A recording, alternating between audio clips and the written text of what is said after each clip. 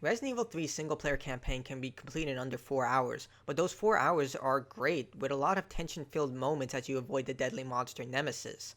The lack of additional modes or a meaty campaign is a definite setback compared to Resident Evil 2 2019's offering, which came with multiple campaigns.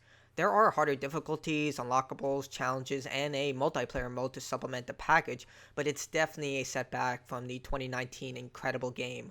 It's still a great survival horror game, but just don't expect much out of it.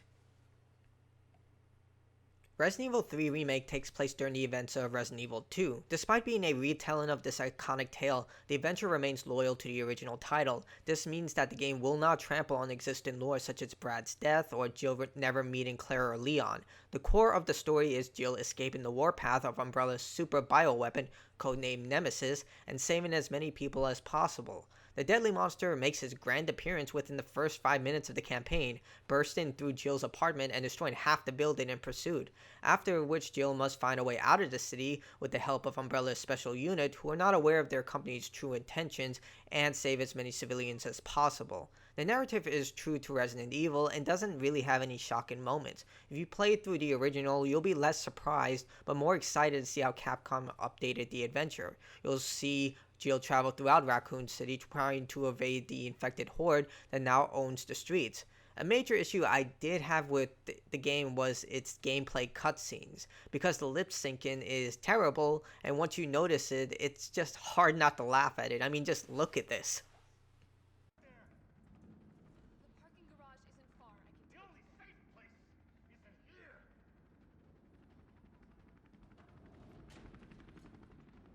Sir, what's your name? Can't just leave you behind. Dario Rosso. And yeah, right. You just want to steal my safe house. Get your own, Missy. Missy? Would you please calm down? I'm a police officer. I'm here to help. Oh yeah, you've been doing a bang-up job. You want to help? Go handcuff yourself to one of those freaks. Sir, this is your last chance. No one else is coming for you.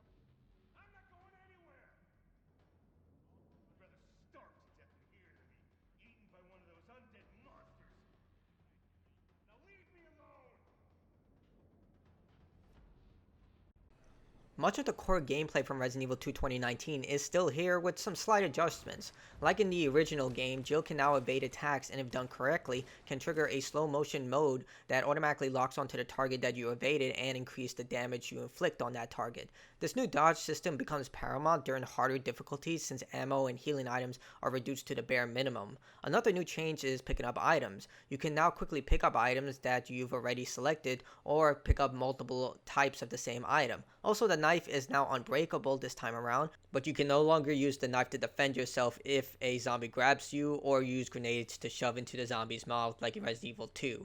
Outside of those three mechanics, many of the same systems from 2019 are still here, such as the improved map that highlights areas that have no items in it in blue, inconsistent damage against the infected, and ammo crafting.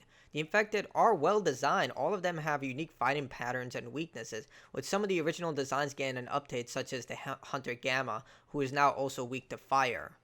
But of course, many people remember Resident Evil 3 for the giant mutated monster known as Nemesis. The STARS hunting beast is just as deadly as ever, hunting Jill throughout Raccoon City without mercy. The issue that is, unlike the original game where Nemesis would randomly appear in addition to scripted events, now Nemesis is limited to just scripted events. The monster will never appear outside from specific situations, but when he does, he will chase Jill until the next specific event. Unlike Mr. X, Nemesis is faster, stronger, and even smarter. The beast can leap dozens of feet to cut Jill off, pull her back when she tries to run, and even dodge grenades and rockets.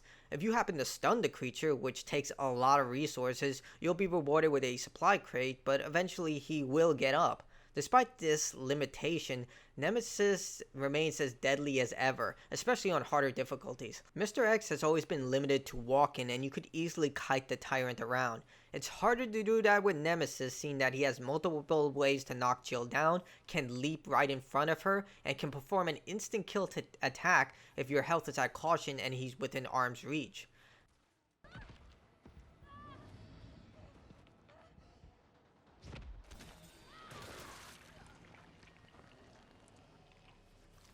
Halfway through the game, you do gain control of Carlos. The Umbrella Soldiers section serve as the action part of the game, with Carlos sporting an automatic rifle and taking on waves of infected. In fact, there's a literal horde mode when playing as Carlos. It does break up the experience and provide two distinct playstyles to better distinguish the characters. But you can also play as Jill in the same manner, since she gains access to a shotgun, grenade launcher, and a magnum, all of which can be upgraded with found gun parts. Outside from combat, you'll have your traditional puzzles. Most of them are collect the key item with some required input, but these are basic and they don't require much critical thinking skills, just observation.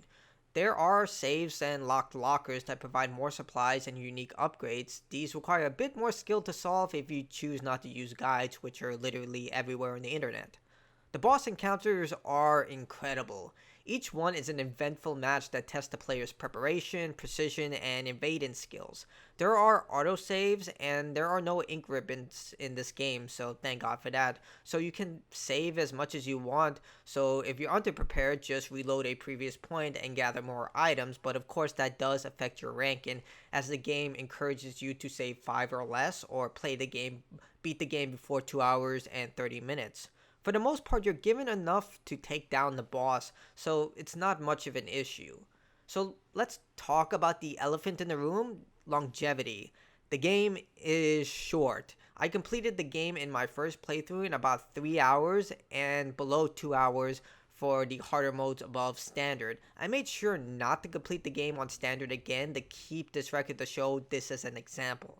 The harder difficulties are definitely a challenge unless you master the dodge mechanic, but even then, you do require some forethought and preparation in order to complete these modes. It took me like 8 tries to complete Inferno difficulty and get the S rank. Unlike Resident Evil 2, which offered 2 core campaigns that could be played as Leon or Claire and the 4th Survivor mode, there's nothing past the main campaign in Resident Evil 3. There are challenges and unlockable cheat codes and even concept art and models, but this will likely only entice the most hardcore fan or achievement/trophy hunters. To supplement the package, there is a competitive multiplayer mode called Resident Evil Resistance, which is fun, but more single player content would have probably been more welcome in. The competitive mode has one player take control of the mastermind and 4 others as survivors. The mastermind is charged with killing the survivors by using traps and the infected, while the survivors complete objectives and try to escape before the timer runs out. The mode is fun if you can get a good network connection, and playing as either the mastermind or survivors can lead to intense matches, with the mastermind being particularly fun because you can control the infected. As the mastermind, you can place traps and the infected via security cameras. Each of the 4 masterminds have unique infected super weapons they can use and particular styles, such as the first mastermind, Annette Birkin, using zombie dogs, and her husband, William Birkin. I did find her to be the most annoying to play, as the zombie dogs have extremely poor pathing and targeting. I mean, just look at this.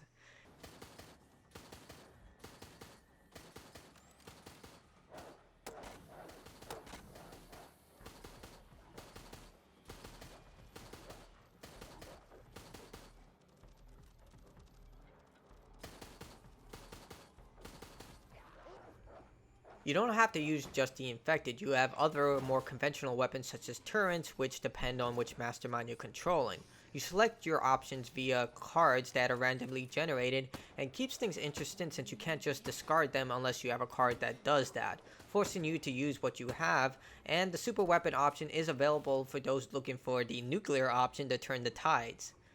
The survivors come in 6 options. Each one has unique talents and specializes in specific weapons. For example, January can hack the mastermind's cameras, and Becca specializes in using guns. Each survivor has powerful abilities that amplify their existing talents. Because of this unique skill set, it is strongly encouraged that you work together and not get separated. There are plenty of cosmetics to unlock and competitive upgrades to earn, such as skills and equipment. The more you play, the bigger advantage you will have. I can see newcomers being at a major disadvantage if you enter the competitive arena late, which leads to my next problem, getting into a match. At the time of writing this review, queuing in for matches is very inconsistent. Sometimes it takes a few seconds to get into a match, and other times it can take 15 minutes to no success whatsoever. This is me giving up basically before VQing about an hour later. The multiplayer mode suffers greatly due to network issues. Unless the mastermind, who is always the host, has a good internet connection, the survivors will be at a great disadvantage. In fact, it benefits the mastermind to actively have a poor connection. Despite the beta running smoothly, I couldn't play a match as the survivors without being at a major disadvantage. It also doesn't help that players can purchase more powerful equipment via the microtransaction system. You can purchase RP points to buy more cosmetics and competitive options. Yes, some of the competitive options are locked based on level, but that doesn't make it okay. In fact, it makes it even worse. So ultimately, I can't see this mode becoming that more popular, especially seeing that higher level players can just steamroll through lower level players and then they could just purchase more powerful upgrades. It just doesn't make sense.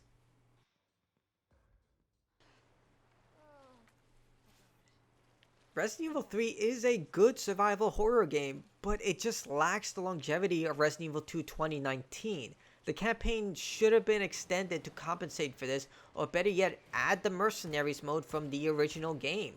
The multiplayer is serviceable for what it is, but as of writing this review, there are some major network issues that need to be resolved. I can't say how everyone else's multiplayer experience was, but judging from the people I've seen stream the game, as well as my own, the issues are there with the networking problems. Not to mention the microtransaction system and the fact that lower level players are at such a disadvantage in comparison to much higher level players. There has to be a balance so newcomers can come into the game while feeling like they're being stomped into the ground. If you do love Resident Evil 3's single player campaign will delight you. It is a lot of fun, but only for the most hardcore Resident Evil fans. If you are a casual player or just want a great survival horror game, I would recommend you go play Resident Evil 2 2019 or even Resident Evil 7. Those games are a little more meaty than this game, especially once you complete the game and go back and realize how fast you can complete the game without any type of issue. Either way, it's a good game, but perhaps you should wait until the price is a bit lower.